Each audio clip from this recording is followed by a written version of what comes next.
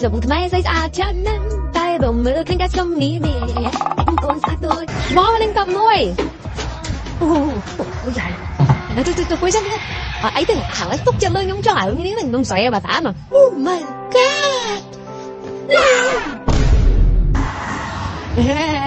đó tôi qua chứ dạ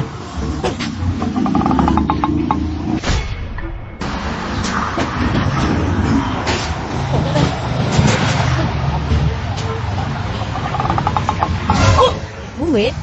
đây con với chú nào đó, mấy Nguyệt, còn mấy, tức là chú lên này mà tự nhiên là mơ có này, ủa chân khổ,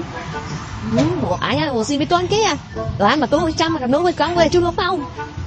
mấy Nguyệt, chân khổ em mày đi, chân khổ cái em á, chú lại này cái, thôi mà cắn em ơi say thôi, để lắm đấy, đùi con đấy, số bố tí nha, bà, bộ ải nha, dạ, chút nó ngọt máu à, con với ngọt máu này. Mà thấy em đi hay chưa hay nước luôn ha Ủa sao mà không lợn ấy khơi nhất nhiều ấy khơi nhất con trai mày quên xem nhanh mẹ mình xem thì mà bọc ra thấy liệu là con hai cái tiết đứa nọ thấu à một xí mà đâu ôi từ từ thằng đặt phải đỡ con sẵn sọc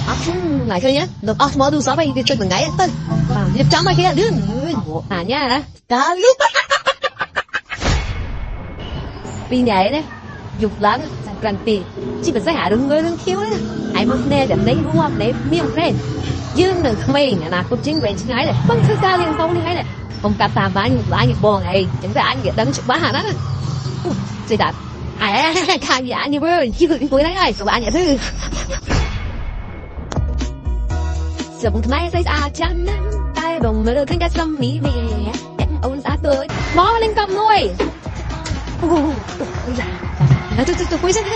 ấy thì thằng ấy túc chân lên nhúng cho hải như thế mình không xoay bà thả mà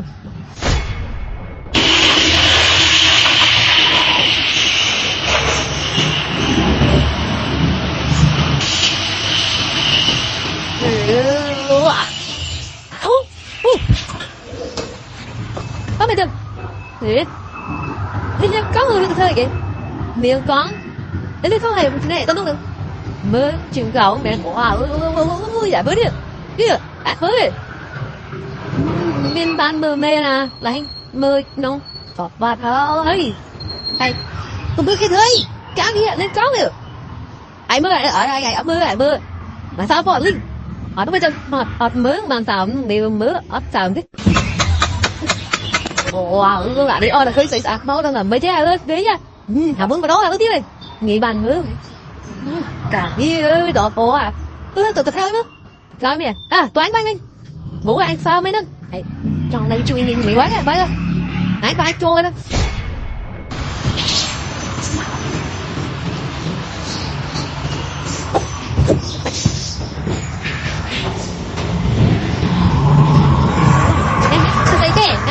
hay mà tốt cho mình ấy có khá là điểm mà máu quá nè chú làm nhiêu rồi anh chú ăn nghe bảo chú ăn nghiệm mà say kìa chú hay sao cho thế nè tổng thể nhá mình nói cả lúc miền ấy miền nào đi bài mà to cái này nè lan mà to cái quả nè mà chú có con hai luôn ê hay chưa con hai lại chú nó say là nó phát đó thầm đá chứ mau ấy là nó tắt nè lên không nghe say nữa sẽ hai á bông mày có bao lần nhắm tầm cho nó là hiện đường thì sẽ sai á bông nhưng nhau lấy nhiều đúngสุดท้ายตุกแม่บางคนออกนี้ไงนี่ได้จองวันไหนน้องฟังก็ยังมุ่งประเภทได้ก็ได้เป็นเด็กกุนเพียบหนึ่งแค่ประปรากบานยุ่งอ่างไหวนุกคือก็ก็ยังแบรนด์อีจบจมได้ติดจมเน่งจราบดีทางสะอาดสมสมสนใจผู้